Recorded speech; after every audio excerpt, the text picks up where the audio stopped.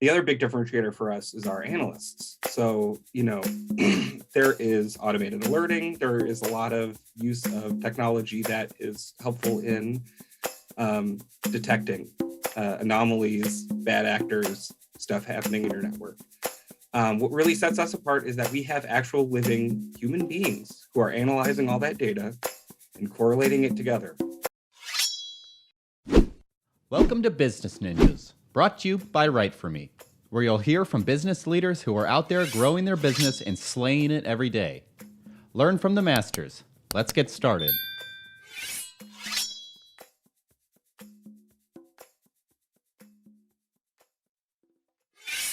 Hi, and welcome to another episode of Business Ninjas. I'm here today with Josh Eklow, Marketing Director at OnShore Security. Josh, how you doing today? I'm doing well. Thanks for having me, Andrew. Oh, it's my distinct pleasure. I appreciate you spending some time with us on Business Ninjas. Please tell us a little bit about yourself and about OnShore Security. Sure. My name's Josh. I'm originally from Chicago. These days I live out in Omaha, Nebraska. Okay. And I'm the marketing director for OnShore Security, which is based in Chicago. Although these days, I guess you could still say we're based in Chicago, but we have a good portion of our staff is fully remote. And, earlier on in the history of the company, we kind of really touted our sort of local status in Chicago. But now we really service internationally. So, I guess you could still say we're Chicago based, Chicago born for sure. Both me and the company, but we've branched out a lot. Excellent. And what does OnShore Security do? Well, we do managed security services. And the thing that we do in particular, our sort of bread and butter service, is what we call Panoptic Cyberdefense, which is a managed security service that encompasses kind of our big differentiator is that we will ingest just about, and I shouldn't even say just about, we will ingest any data source into our SIEM. And the other big differentiator for us is our analysts. So, there is automated alerting. There is a lot of use of technology that is helpful in detecting anomalies, bad actors, stuff happening in your network. What really sets us apart is that we have actual living human beings who are analyzing all that data and correlating it together. And the data from all your different sources, the human being looking at that data and correlating it and seeing things that a computer wouldn't see, that ends up being actually what keeps you safe. So our analysts are a big, that's our service really, is our analysts. That's our bread and butter. So that's Panoptic Cyberdefense. We offer other managed security services, managed firewall, things like that. But sort of our big bread and butter is managing cybersecurity, analyzing data, and detecting things in your network. Excellent. And what's the origin story of OnShore Security? How long have they been in business? Well, so OnShore as a company has been around for a good long while. Our CEO and founder, Stel Valvanis, he founded the company and he started working in computer science and networking and cybersecurity kind of even before that was a thing, way back in the 90s. I joined the company in 2015. And that was right about when we went from being onshore networks, which was what the company was actually founded as. And we shifted to become OnShore Security in 2015. And the real kind of impetus for doing that was the people we were working with were kind of forward looking and were recognizing that security was the most important thing to them. Mm-hmm. And we agreed. Estelle and a lot of the people that have sort of founded the company and are still with the company are from that sort of old school hacker mindset. So security has always been sort of at the forefront of our, sort of philosophy and operation and everything that we do at the company. But especially in 2015, we're like, okay, our clients are sort of reading the writing on the wall and seeing that security is huge.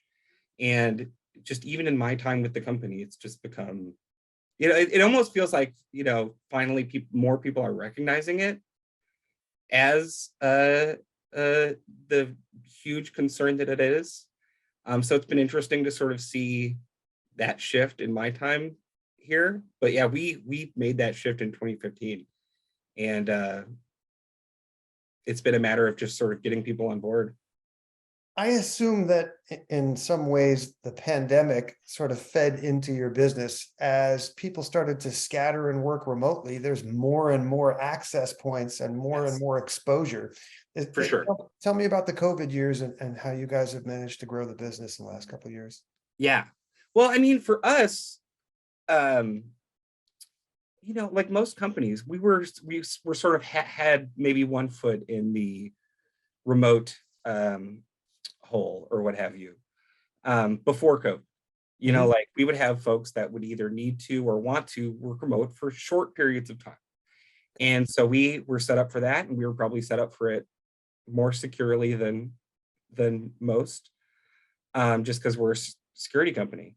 But almost immediately, we were just sort of like, okay, pretty much when everybody left the office in like March, of 2020, it was like March 18th. It was like, okay, let's do the things that we need to do to very safely work remote for an extended period of time, because we don't know how long we'll be doing this. Yeah. And so we did it. I mean, we're security people, so we kind of were able to do it pretty quickly. And very quickly, we also noticed that there were a lot of sort of fringe benefits, security-wise, not just like, oh, I can be home to pet my cat, but there was a long list of sort of security concerns that were, once you had everything set up to understand that you're not just protecting the office, you have to truly be protecting all the endpoints, which is everyone's laptop at home and all that stuff. Once you were really set up for all that stuff, there were a lot of things where it's like, oh, well, here's something that we don't really have to worry about as much. I mean, a lot of that stuff is like physical security based around maintaining an office, for sure. But there's also just all sorts of other little things. I could list a ton, but like some of them are just like, if everyone's remote, it's really hard to pop into somebody's office and have an out-of-band conversation. It just doesn't happen. You can't do it. And even well-intentioned security people will sort of do that sometimes. That just doesn't happen if you're remote. There's a lot of little things where it's like, oh, you didn't really think about it, but it's like, actually, all of us being remote can actually make your company more secure. And so for us as a security company working with clients during COVID, it was pretty much just getting people to the point where they could be just as secure remotely as they were sort of during the before times, and more secure in almost every case. I would argue that going fully remote, when you do it right, will leave you in a state that can arguably be way more secure and leave you not managing things that you would have to be concerned about if you were managing an office. Now, I know a lot of people are hybrid or still maintain a physical office that some people use. And, we are like that. We have a data center. It's not like, we don't maintain any physical space. But yeah, just the little things, like that, just radiate out through our clients as they get sort of set up to be secure. And a lot of it's education. A lot of it's just training people to just be in that mindset, because like I said, before COVID, a lot of people were able to be remote and would do it periodically, not often. But if that's your sort of, everyday mindset, you need to be doing it securely and correctly, and Absolutely. all that. And what verticals are you servicing at OnShore Security? So we'll work with folks in any industry, and we have clients in almost all sorts of different things. But for us, the ones that we've really had a lot of sort of good focus on, I guess, would be healthcare, education, finance is a big one. Just regulated industries pretty much. Sure. And that's the big thing for, that is with that is, I mean, cybersecurity is really important for everybody. And we used to joke, like, it doesn't, like if you're the, it doesn't matter if you're selling cherry pies, your cybersecurity is very important. That used to be, it's becoming less of a thing where people just think, oh, I'm not a target, because I think people are recognizing that we're all targets. But yeah, I mean, the thing about regulations that sort of helps is that there's sometimes, there's more attention brought to it, for sure, because it'll be like, hey, there's some new regulations coming out. So of course there's, the everyone's thinking about it, and decisions start to be, that starts to be brought into the conversation more. But it certainly helps just sort of move the needle on things if it's, such where you won't be able to do business because you won't be compliant with regulations. Sure. That'll often, I'm sorry to say, that'll often move the needle more, it seems, than avoiding the sometimes hard to visualize risk of a cyber attack. It's a lot easier to sort of perceive and prepare for, yeah, we won't be able to do business because the law says XYZ. Sometimes that moves the needle a little bit more. Cybersecurity is certainly a once bitten, twice shy kind of marketplace. There's no question about that. Yes. And it would be best if people didn't have to get bitten to learn the lesson, because it's a nasty bite. And that's part of like what I've been trying to do in my marketing is just get people to kind of understand how nasty that bite, to continue that metaphor, can be, because there's a lot of things that have sort of kicked around in sort of the way people make decisions that have let people think that it's like that, like you could get bit and then it's like, okay, well then we'll get it right, then we'll be good, then we'll fix it. And I think people don't really understand the level of damage that comes with that first bite. Well, let's stay in the marketing lane for a second. Sure. What role has content played in the growth of onshore security? Sure. So for us, a big part of our growth, it seems to have come with a couple of things. Really getting Stel, our CEO, out there as a thought leader, because he is, and he has been. He's been in this space, pretty much since he was able to use a computer.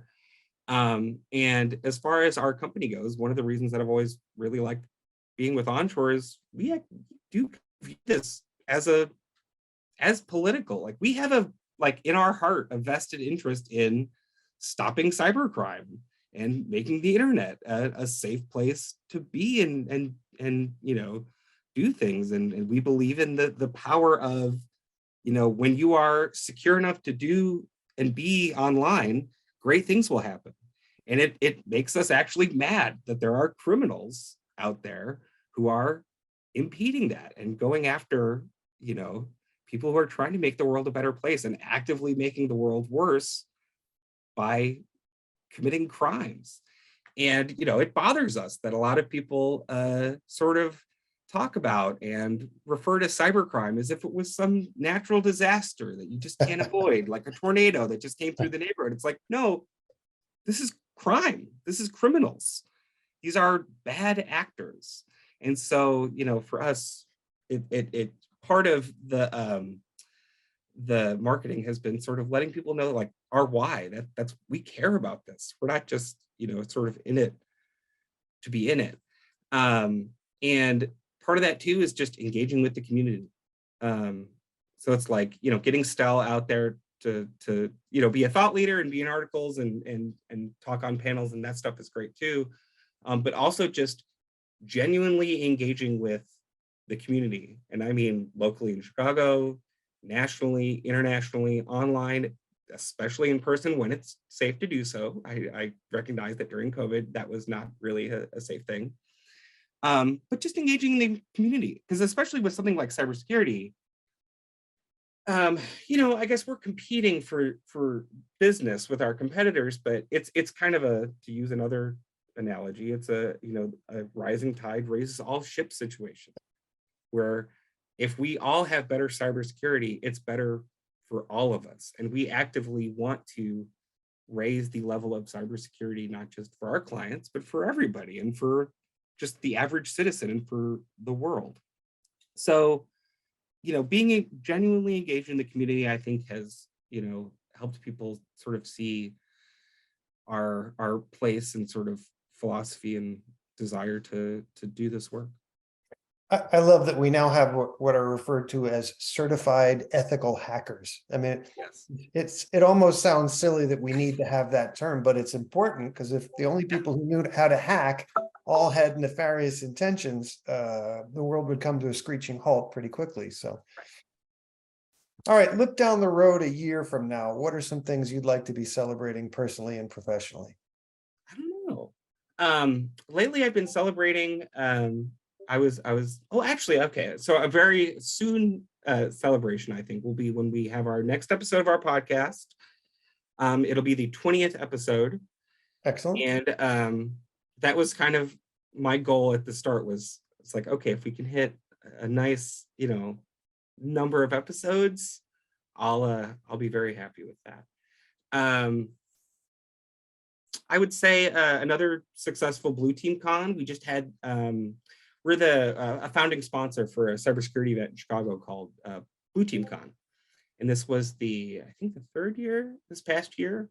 And it's just getting bigger and better every year. It's been just amazing to engage with people there. So definitely doing that bigger and better next year, which I guess we kind of say every year.